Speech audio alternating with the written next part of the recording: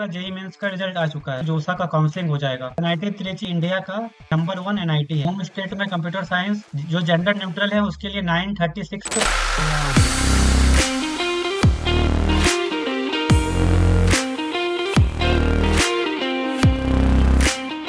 Hello everyone, welcome to the platform of JNEEF. Myself Harsh Kumar, I am second year undergrad in mathematics and computing at DTU. तो तुम लोगों का JEE mains का result आ चुका है, ठीक है। और जेई एडवांस का भी एग्जाम जल्दी होगा। उसके बाद फिर जोसा का काउंसलिंग हो जाएगा। तो अभी चूंकि जोसा के काउंसलिंग में लगभग 2 महीने का टाइम है, तो मैं इस टाइम के अंतर में ट्राई करूंगा कि जितने भी टॉप के कॉलेजेस हैं इंडिया में जो कि जोसा के थ्रू एडमिशन होता है, उसका मैं डिटेल्ड कट ऑफ बताते रहूं हर एक कॉलेज का, ठीक है। जैसे पहला वीडियो मैं एनआईटी त्रिची पे बना रहा हूं। उसके बाद मैं एक वीडियो लाऊंगा कि इंडिया के जो टॉप एनआईटीज हैं उसमें कंप्यूटर साइंस इंजीनियरिंग का कट ऑफ क्या है। तो इस चैनल पे बने रहो और डिस्क्रिप्शन में एक व्हाट्सएप ग्रुप का लिंक है, तुम जरूर से ज्वाइन हो जाना। तो बेसिकली ये मैं वीडियो स्टार्ट करता हूँ। तो देखो, एनआईटी त्रिची हमें पता है कि ये इंडिया का नंबर 1 एनआईटी है, ठीक है। इसका प्लेसमेंट बहुत अच्छा है और ये तुम्हारा तमिलनाडु में है, ठीक। और बेसिकली जो एनआईटीज हैं, एक तुम्हारा जोसा के थ्रू होता है और एक होता है सीसैप के थ्रू। तो सीसैप तो बाद में आएगा ये, ठीक है। स्पेशल राउंड होता है तो हमें सीसैप पे नहीं जाना। और एक चीज और मैं बता दे रहा हूँ, जेंडर न्यूट्रल के लिए जो ये रैंक है, ये तुम्हारा सीआरएल रैंक है, कॉमन रैंक लिस्ट, ठीक है। बाकी जैसे ईडब्ल्यूएस है, ओबीसी है, एससी एसटी है, ये सब तुम्हारा ओबीसी रैंक है। जैसे तुम्हारा जब भी रिजल्ट आएगा तो तुम देखना, एक सीआरएल रैंक होता है और एक तुम्हारा कैटेगरी वाइज रैंक होता है। तो बेसिकली हम जोसा में जो फॉर्म भरते हैं ना, उसमें जो ये हमारा जो हम रैंक डालते हैं वो तुम्हारा कैटेगरी वाइज रैंक होता है, ठीक है। तो कंप्यूटर साइंस इंजीनियरिंग तुम्हारा एनआईटी त्रिची में सबसे पहले होम स्टेट पे जाते हैं। होम स्टेट में कंप्यूटर साइंस, देखो जो जेंडर न्यूट्रल है उसके लिए 936 पे ओपनिंग रैंक है। मतलब ये जो ओपनिंग रैंक है ना, ये तुम्हारा जो फर्स्ट राउंड होगा जोसा का। जनरली पिछले साल 2023 में 6 राउंड हुआ था जोसा का। तो ये जो तुम्हारा जो फर्स्ट राउंड है, वो फर्स्ट राउंड में जो पहला बच्चा था जिसका रैंक जेई मेंस में 936 था, जनरल कैटेगरी का, उसने एडमिशन लिया था, ठीक। और क्लोजिंग रैंक है 5164। ये होम स्टेट की बात कर रहे हैं। उसी तरीके से फीमेल के लिए 2903 एंड क्लोजिंग रैंक है 6687। और ये भी मैं बता दे रहा हूँ, ये क्लोजिंग रैंक जो मैं जो लिखा हूँ, ये तुम्हारा 6th राउंड का है, जो लास्ट राउंड का है, ठीक है। उसी तरीके से अब देखो, हम ओपनिंग रैंक से मतलब ये आइडिया लगा सकते हैं कि किस तरह के बच्चे आ रहे हैं कॉलेज में। तो हमें ज़्यादा मतलब फोकस तो हमें ज़्यादा रखना है क्लोजिंग रैंक पे ही, ठीक है। तो फिर देखो, उसी तरीके से ईडब्ल्यूएस में 1032 है, ओबीसी एमसीएल के लिए 997, ये जेंडर न्यूट्रल के लिए मतलब जनरली बॉयज के लिए है। एससी न्यूट्रल के लिए 499 है एंड एसटी न्यूट्रल के लिए 767 है, ठीक है। और क्लोजिंग रैंक पे देख लेना साथ साथ। उसके बाद अदर स्टेट पे हम आते हैं। तो NIT Trichy computer science other state के लिए देख लो, जिस बच्चे का 86 रैंक था जेई मेंस में, उसने एडमिशन लिया, ठीक है। और क्लोजिंग रैंक 1509 है। उसी तरीके से ईडब्ल्यूएस के लिए 117 है और क्लोजिंग रैंक 241 है। ओबीसी के लिए 202 है, क्लोजिंग रैंक 429 है। एससी के लिए 39 है एंड तुम्हारा क्लोजिंग रैंक 268 है।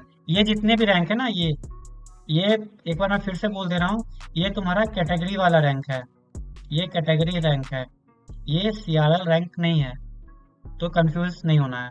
एसटी जनरल न्यूट्रल के लिए 46 ओपनिंग है एंड 51 क्लोजिंग है। तो देखो, यहीं से डिफरेंस पता चल रहा है कि एनआईटी त्रिची में जो अदर स्टेट के बच्चे होंगे उसके लिए कंप्यूटर साइंस में 2 से 3 सीट होंगे, या हो सकता है एक ही सीट हो। मे भी ऐसा पॉसिबल हो सकता है कि एक 40 जिसका रैंक 46 था एसटी रैंक और 51 था, उसने एडमिशन लिया हो, एक 46 वाला लिया हो, एक 51 वाला लिया हो। मतलब मान के चलो, मैक्स केस में कितने हो गए, 46, 47, 48, 49, 50, टोटल 6 बच्चे। तो इतना सीट होता नहीं है ऐसे। तो हमें आइडिया लग जाता है कि कितना बच्चे, मतलब कितना सीट है इस ब्रांच में आउटसाइड जनरल न्यूट्रल के लिए, जो कि एसटी है। कंप्यूटर साइंस का हो गया। उसके बाद तुम आ जाओ इसी ब्रांच के लिए, ठीक। इसी में जो जनरल न्यूट्रल है, जो तुम्हारा तमिलनाडु के हैं, उनके लिए 4341 है opening rank and closing rank है 7153। उसी तरीके से फीमेल के लिए है 9666 अब देखो ये 11,662 रैंक है फॉर फीमेल ओनली। उसी तरीके से तुम्हारा जनरल न्यूट्रल जो कि EWS है उसके लिए 2590 है, एंड ये 3744 है। ठीक है, अब ये मैं मिस हूँ लग, इसका एक बार देख लेना फीमेल ओनली के लिए। मोस्ट प्रोबेबली मेरे ख्याल से कोई फीमेल EWS 2023 में एडमिशन नहीं ली होगी, या फिर मेरे से ये डाटा अगर मिस हो गया हो तो मैं ये कमेंट में डाल दूंगा। ठीक है, एक बार देख लेना है, बाकी मैं कमेंट आउट कर दूंगा इसे। उसी तरीके से OBC जनरल न्यूट्रल के लिए 1574, क्लोजिंग है 2117। SC के लिए 915, क्लोजिंग रैंक है 1865। ST के लिए 1657, 238। फिर हम आ जाते हैं अदर स्टेट 90, त्रिची, ठीक, EC ब्रांच अदर स्टेट के लिए। अब देखो ये 2049, 4642। फिर EWS पे तुम आ जाओ 596, 758। फिर OBC 9593 एंड 1633। ठीक है, अब देखो इसमें एक चीज मैं ये भी बता देता हूँ, जैसे हाँ कंप्यूटर साइंस के लिए मैं बता रहा था, जैसे अदर स्टेट में देखो किसी का ये मतलब जो सबसे बेस्ट रैंक है वो 86 था, उस बच्चे ने लिया है कंप्यूटर साइंस यहाँ पे। तो ऐसा हम एज्यूम कर सकते हैं कि जिसका 1 से 85 रैंक होगा तुम्हारा जेई मेंस में, मैक्सिमम बच्चे का एडवांस में अच्छा रैंक आया होगा तो वो IIT चूज किए होंगे, इसलिए वो रैंक हमें नहीं दिखने को मिला। ठीक, फिर तुम SC का देख सकते हो, ये हो गया ST opening rank and ST का क्लोजिंग रैंक। फिर आ जाते हैं ये तुम्हारा जो ब्रांच है इसको हम बोलते हैं ट्रिपल E। ठीक है, ये कुछ NITs में है, सब NITs में नहीं है। जैसे IITs में बस इलेक्ट्रिकल इंजीनियरिंग करके ब्रांच है, मतलब एक दो IITs में भी है ट्रिपल E ब्रांच करके। ठीक है, तो जो होम स्टेट वाले हैं उनके लिए देखो ये नियरली 7,000 रैंक के आसपास है। एक चीज मैं ये भी बता दे रहा हूँ कि जो भी ओपनिंग रैंक है इससे तुम, और क्लोजिंग रैंक, इसमें तुम प्लस माइनस 150 मान के चल सकते हो कि इसमें तुम्हारा मतलब इतना वैरी कर सकता है 2024 के लिए। ठीक है, उसी तरीके से फिर ये 9902 EWS के लिए 4664 7039, OBC जनरल न्यूट्रल के लिए 2228, एंड ये है 272789। ठीक, फिर SC के लिए हो गया तुम्हारा 2323 एंड 3854। ST के लिए 2952 एंड 4969। ये होम स्टेट वाले के लिए है, ये जरूर देखना होम स्टेट के लिए। हम अदर स्टेट में आ जाते हैं, तो अदर स्टेट के लिए ये जो ओपनिंग रैंक है देखो यहाँ पे 7,000 था ओपनिंग रैंक, तो होम स्टेट में तो थोड़ा तो मतलब रिजर्वेशन मिल ही जाता है यार। तो यही मैं बोल रहा हूँ कि तुम्हें काउंसलिंग बहुत अच्छे से करना है।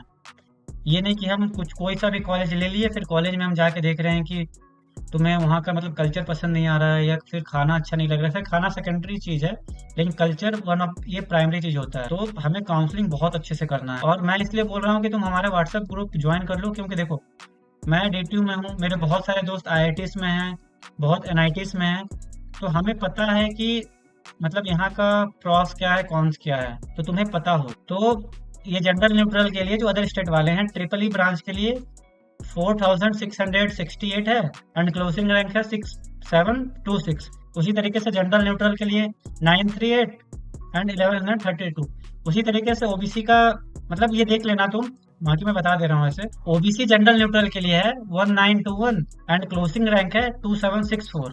जनरल न्यूट्रल SC के लिए है 1068 एंड क्लोजिंग रैंक है 1282 का PDF मैं डिस्क्रिप्शन में डाल दूंगा। तो देखो सबसे पहले तुम्हारा CSE है, उसके बाद EC ब्रांच हो गया, उसके बाद ट्रिपल E ब्रांच हो गया, उसके बाद ये इंस्ट्रूमेंटेशन एंड कंट्रोल इंजीनियरिंग, ये ब्रांच है IIT खड़गपुर में भी, ये ब्रांच है, अच्छी ब्रांच है ये। जनरल न्यूट्रल के लिए जो तुम्हारा होम स्टेट कोटा वाले हैं जो तमिलनाडु से हैं, उनके लिए ओपनिंग रैंक है 7,605, और क्लोजिंग रैंक देख लो कितना ज्यादा डिफरेंस है, 15,486। ठीक है, उसी तरीके से OBC के लिए 3737 ओपनिंग रैंक था, एंड क्लोजिंग रैंक है 4656। फिर SC हो गया, ST हो। उसके बाद हम आ जाते हैं अदर स्टेट के लिए। अदर स्टेट के लिए भी गया है, मतलब अदर स्टेट वाले इसका देखो, इसका ओपनिंग रैंक था 7,000। अदर स्टेट वाले थोड़ा लेट लिए हैं, मतलब 11,000 इसका रैंक था, वो लिया है इंस्ट्रूमेंटेशन। हाँ, क्योंकि आप देखो जिसका बहुत बच्चे का ना, जिसका 10,000 रैंक होगा मेंस में, उसको किसी NIT में मोस्ट प्रोबेबली EC ब्रांच मिल रहा होगा, या कहीं पे IT मिल रहा होगा। ठीक है, तो इसलिए नहीं लिया। बाकी ट्रिपल ई तक मैं बोल सकता हूँ NIT त्रिची बेस्ट। ये हो गया EWS, ठीक है, अदर स्टेट के लिए। फिर OBC के लिए देख लो 3,365, ठीक, 5,193, ये SC हो गया। फिर ST हो गया। फिर हम आ जाते हैं मैकेनिकल इंजीनियरिंग होम स्टेट। ये भी ब्रांच मतलब ठीक है यार, 7,166 ओपनिंग रैंक है एंड 16,238 क्लोजिंग रैंक है। तो ये सब देख लेना एक बार। मैं बस इसका बता दे रहा हूँ जनरल न्यूट्रल के लिए। OBC SC ST का देख लेना, मैं PDF डाल दूंगा। बाकी वीडियो तो मैं रोक रहा हूँ, तो वीडियो को थोड़ा पॉज करके भी देख सकते हो। अदर स्टेट के लिए तुम्हारा जो जनरल न्यूट्रल के लिए mechanical engineering in NIT Trichy, ये ओपनिंग है 4,026 एंड क्लोजिंग रैंक है 10,751। मतलब तुम ये देख सकते हो कि बच्चे NIT त्रिची का मैकेनिकल ले रहे हैं। ये ओपनिंग रैंक से हमें पता चल रहा है, कुछ तो बात हो। फिर हम आ जाओ सिविल इंजीनियरिंग, ये तुम्हारा 20,000 है। होम स्टेट है तो होम स्टेट के लिए तो ज़्यादा कट रहता ही है रिजर्वेशन। ये देखो 20,000, मतलब लगभग इस साल ये मेरे ख्याल से इस साल ये 21K पे जाएगा जरूर। ओपनिंग हो सकता है 21K हो, ठीक है। तो जिसका 21K के आसपास रैंक होगा वो जरूर फिल करना, अगर चाहिए तो NIT त्रिची। फिर अदर स्टेट में हम आ जाते हैं। अदर स्टेट में हो गया तुम्हारा 12,000, ये 13K मान के चलो अप्रोक्स। फिर आ जाओ केमिकल इंजीनियरिंग। तो केमिकल इंजीनियरिंग की अगर बात करते हैं तो ये तुम्हारा 12K ओपनिंग रैंक रहा है और 20K क्लोजिंग रैंक रहा है लगभग जनरल न्यूट्रल के लिए। केमिकल इंजीनियरिंग भी एक अच्छा ब्रांच है, मतलब सारे NITs में नहीं है ये ब्रांच। तो जिनको केमिकल इंजीनियरिंग पसंद है वो ले सकते हैं। लेकिन ये मत सोचना कि केमिकल इंजीनियरिंग है तो हमें सिर्फ केमिस्ट्री पढ़ना होता है, बहुत अलग चीज़ है, ठीक है। ये जो ब्रांच है ना मैकेनिकल, केमिकल, सिविल, इनमें अच्छा फिजिक्स लगता है। थर्मो पढ़े हो ना, थर्मो अच्छा वाला थर्मो लगता है। ये सिविल हो गया, ये केमिकल इंजीनियरिंग। उसके बाद आ जाते हैं अदर स्टेट के लिए। अदर स्टेट के लिए अप्रोक्स 11K पे ओपनिंग रैंक है, क्लोजिंग रैंक है फिर 1600K। बाकी OBC EWS OBC SC ST का एक बार तुम देख लेना भाई, और कमेंट करना कुछ भी प्रॉब्लम हो तो। या मैं बहुत अच्छे से बनाया हूँ, ठीक है। अगर कुछ ऊपर नीचे हो रहा हो रैंक तो एक बार कमेंट आउट जरूर करना अगर तुम्हें लगे तो। फिर मेटलर्जी, ये तुम्हारा 19K एंड ये 32K तुम्हारा ओपनिंग एंड क्लोजिंग रैंक हो गया फॉर होम स्टेट। फिर आ जाते हैं फॉर अदर स्टेट के लिए। अदर स्टेट देखो लो, होम स्टेट है तुम्हारा 11K, सॉरी, हाँ देखो मतलब रिजर्वेशन तो है यार। ये जनरल न्यूट्रल के लिए होम स्टेट मेटलर्जी ब्रांच के लिए 19K है, अदर स्टेट के लिए 15K है। तो ये हो गया। फिर EWS OBC SC ST। मैं ज़्यादा लंबा नहीं चाह रहा हूँ वीडियो हो, इसलिए जल्दी जल्दी निपटा रहा हूँ। ये तुम्हारा 17K हो गया तुम्हारा प्रोडक्शन इंजीनियरिंग, को पाई बोलते हैं। जैसे यहाँ मैं D2 में, तो D2 में है ये लगभग लगभग थोड़ा सा मतलब मैकेनिकल का ही सब पार्ट है। ये जो ब्रांच है ना प्रोडक्शन इंजीनियरिंग, मैकेनिकल का ही सब पार्ट है। तो जो तुम्हारा जनरल न्यूट्रल है ओपन से, इसके लिए 17K अप्रोक्स मान के चलते हैं। 2024 में ओपनिंग रैंक हो सकता है, क्लोजिंग 27 से 28K हो सकता है। EWS OBC SC ST का आप देख लीजिएगा। उसके बाद अदर स्टेट प्रोडक्शन इंजीनियरिंग, मैं फिर से बता रहा हूँ ये वीडियो है NIT त्रिची के लिए, ठीक है, इंडिया टॉप NIT। तो ये तुम्हारा 17K ओपनिंग रैंक, क्लोजिंग हो गया तुम्हारा 26K। Open general neutral EWS OBC SC ST, तो ये तुम देख लेना। फिर अब देख लो यहाँ पे फीमेल ओनली के लिए एक ही रैंक दिख रहा है हमें, तो इससे यही बोल सकते हैं कि जिस लड़की का ST रैंक इतना होगा, बस single girl other state got admitted into NIT Trichy production engineering, ठीक है।